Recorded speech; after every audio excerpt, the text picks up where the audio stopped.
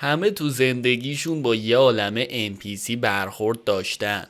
میدونی منظورم آدماییه که انگار فقط هستن بدون هیچ رشد شخصیتی. و بخوام رو راست باشم احتمالا وقتی از کنارشون میری بعد یه مدتی غیب میشن.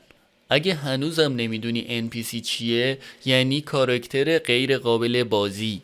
از اون دست آدما که حتی اگه با مشتم بزنی تو صورتشون مثل شخصیت های بازی جواب میدن، مثلا میگن آی مراقب باش.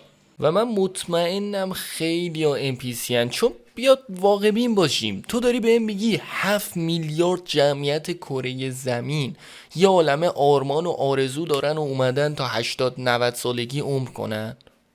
با عقل جور در نمیاد. حالا اگه دقت کرده باشین NPC ها معمولا جاهایی میرن که بقیه NPC ها هم هستن و کارای مثل همو میکنن. وقتی که تو این پاساژا و هایپر استرا میرین یه عالمه ازشون هستن و همشون صف کشیدن که چیزایی که اون یکی NPC میخره رو بخرن. NPC ها معمولا تماس چشمی برقرار نمی کنن. اگر موفق شی با یکیشون حرف بزنی زایه ترین و تابلو ترین جوابا رو همیشه بهت میدن.